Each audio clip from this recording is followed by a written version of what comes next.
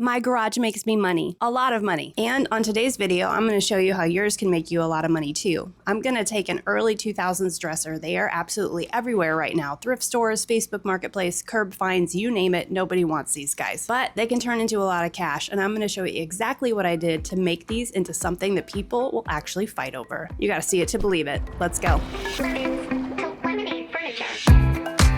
See if I can find the right drill bit here to take off all of this hardware.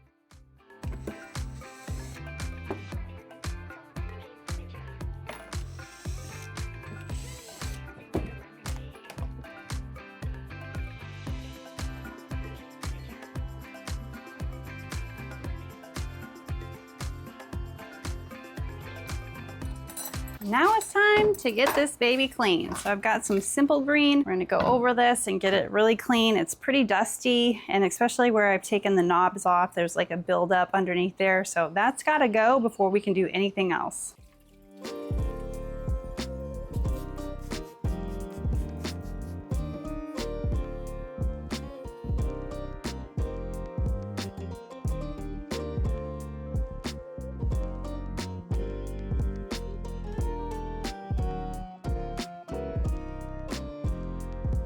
Don't forget to number your drawers. It'll make life so much easier when you have to put these back together.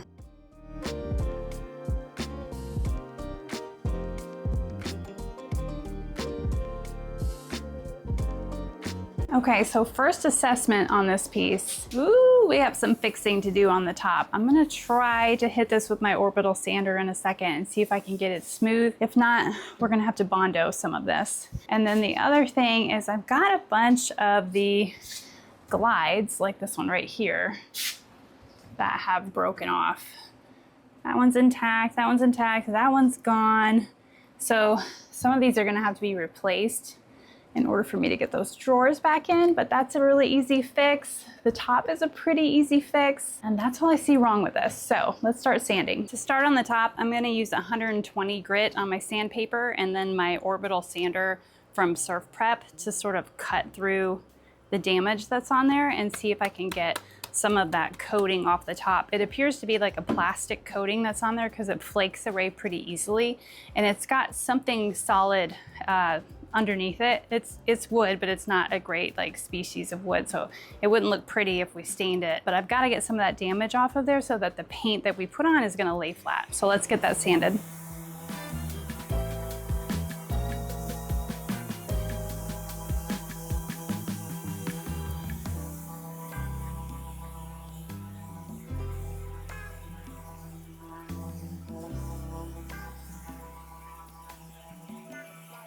Now you probably noticed that this side is already green. Well, that's because I actually cut to film for a television show a few days ago, and the host, I taught him how to flip and paint furniture. So this is the side that he practiced on.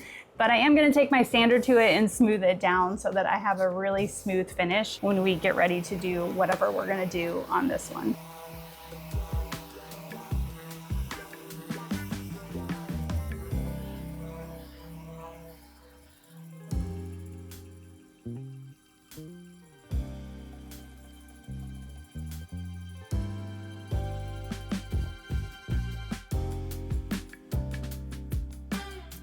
So I was wrong.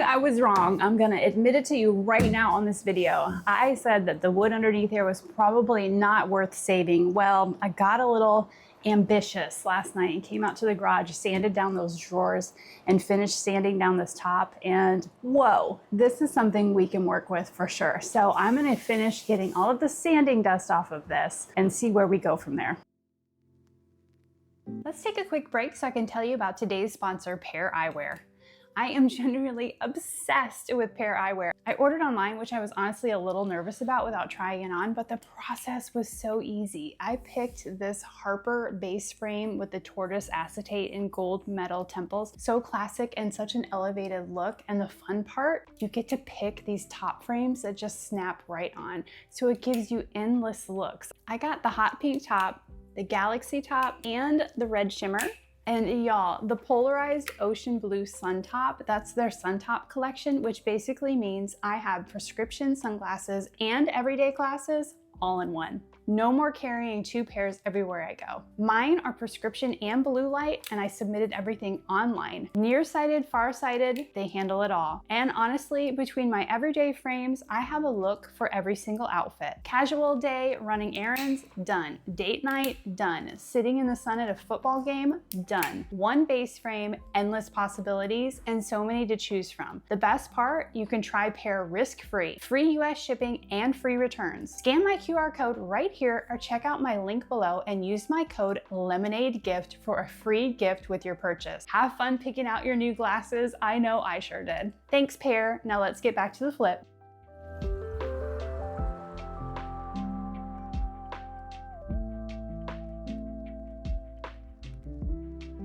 So since I figured out that the top of this is better than I thought it was going to be, now I'm sort of confused. So I used ChatGPT to make some mock-ups for me of different ways I could design this dresser. Told it what handles I was thinking about, the color that I wanted to try out, and it made a few different mock-ups for me so I could see like, oh yeah, this is the direction I want to go in. I think I've got that nailed down now. But I have made a little video about this. It's under my memberships tab. So if you are a member of mine, you're already gonna have access to that, but you can join. I think the basic membership is $3.99. Anyways, I'm doing one of these a month to answer your most common furniture flipping questions, because not a lot of people on this channel flip furniture. They kind of just watch it for fun. So I don't know that these questions would make a great YouTube video, but I want to answer them like in a video format so I can walk you through it instead of just typing out my answer, because sometimes it doesn't translate well. So I have started those videos for you guys that are in my membership group.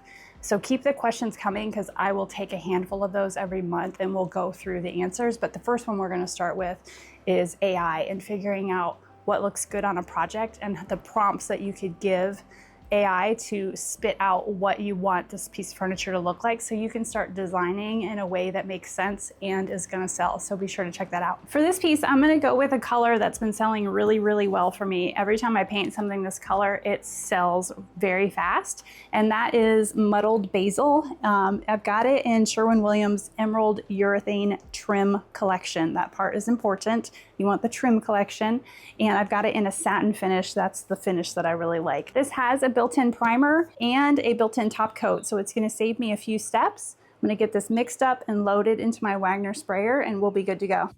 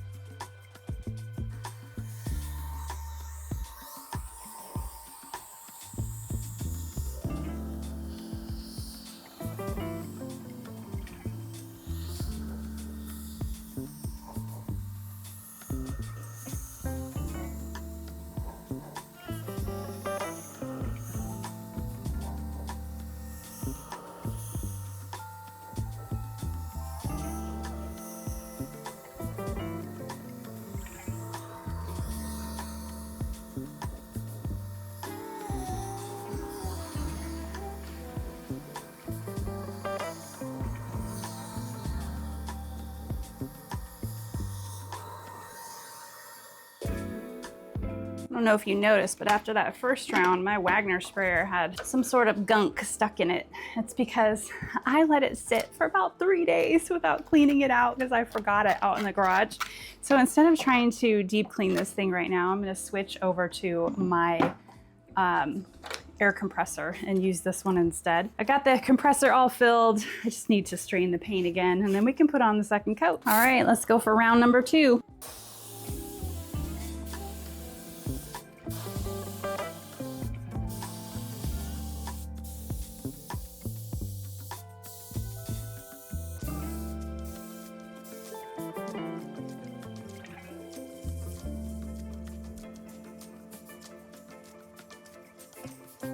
The rain is here, so I had to shut the garage door. And I put all the drawers back in, and I'm gonna spray this with the drawers in once our rain lifts. It's supposed to be short-lived, so I'm gonna get these drawers prepped and ready. I'm just taping both sides of these so I could spray it with the drawers inside, and I let the paint dry to the touch. It's not totally dry yet, but I'm being very careful.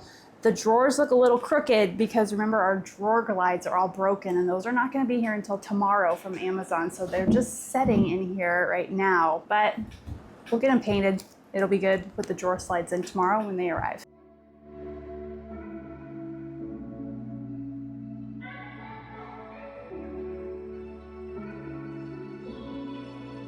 The rain has come and gone. Something tells me there's a rainbow somewhere with all the sunshine in the sky now. I don't have a time to go find it. I gotta go get these drawers painted.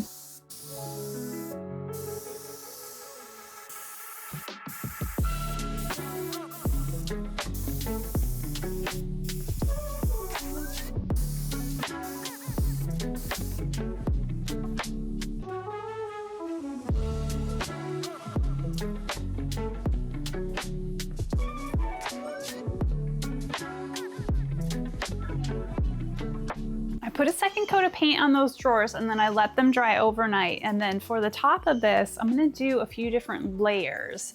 So the first thing I'm gonna start with is a paint wash. So I'm in my paint cabinet and I was looking for a brown that I have on hand and I found a little sample of one. It's the Dixie Belle's Cobblestone. And we're gonna mix this up about 1 part paint to 8 parts water. Get this on the top and let it dry, and then layer it with something else that's really gonna make that wood grain pop.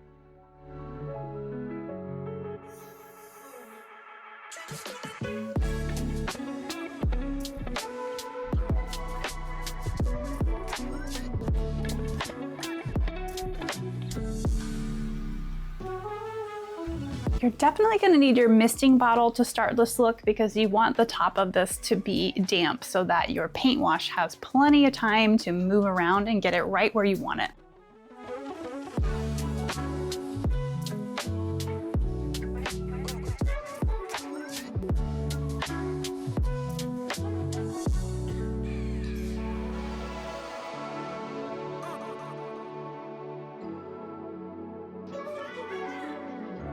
My top sat about 4 hours to dry, and now the next step and the final step on this is I've got this oil-based stain that is in a special mix, and the mix is right here, but I will also put it in the description. It says it is a white oak mix, but it looks a little to me like coffee with cream. So it's just a little dark. And when I put it on top of my paint wash, it's just gonna be this really beautiful color because I don't want anything that's too dark. And then I'm not a big fan of like the light wood colors either. So I found this one on Pinterest and it makes it just right.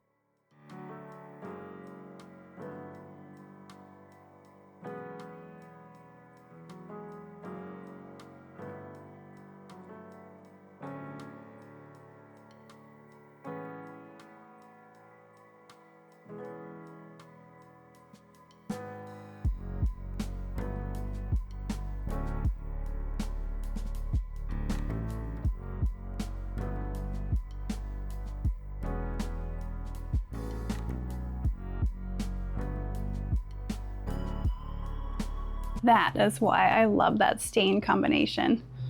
It just looks perfect. Before we top coat this, I'm gonna sand it down just a little bit. I've got a 600 grit sanding sponge here. The paint wash that we used, obviously that's water-based, and so it does raise the grain a little bit. So to get this nice and smooth, I'll go over this with a little bit of just a really fine sandpaper to make this smooth.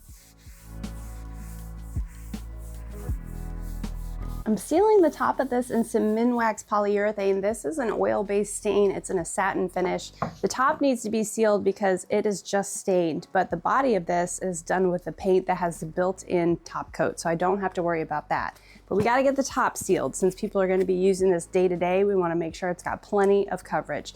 I like to use these bigger squishy foam pads to put on the top coat with. Here's what the other ones look like. Okay, these are the typical ones that people use to put on stain. These are the ones I use to put on top coat. Big difference, and this just has a lot of coverage, and I just make sure I get everything covered with this versus the smaller guy. So we'll use these today.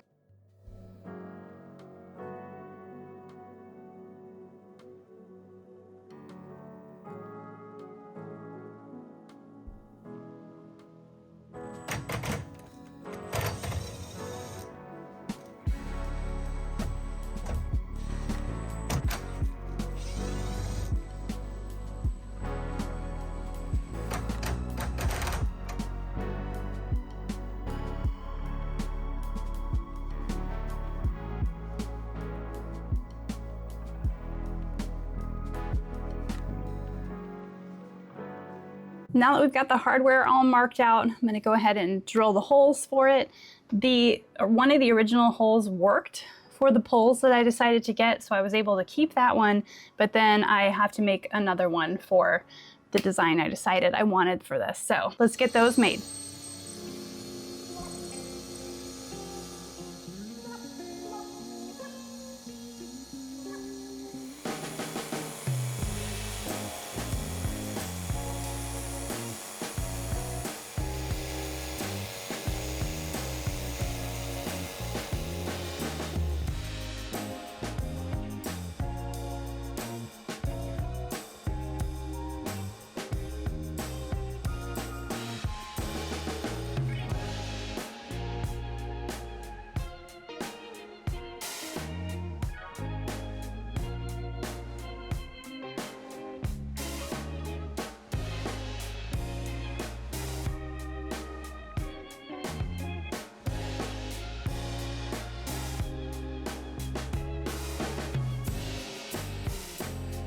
And just like that, this early 2000s dresser officially does not look like something you'd find sitting in the thrift store for weeks anymore. Same bones, same dresser, but with the right updates, it just becomes a piece that somebody is excited to put into their home. I'm actually gonna list this one for around $700. My pictures came back from AI and they are fabulous. And so I think that I can get a little bit higher price point. It's a beautiful dresser, solid bones, it's worth it. And if you wanna learn from me on how I stage my furniture the best way possible for selling, don't forget I have that little masterclass now over in my memberships. It's already up, ready for you guys to see. But whether you join that or not, I'm just so thrilled that you're here. Thank you for watching, thank you for subscribing, and you know you're gonna see me next time on Lemons to Lemonade Home.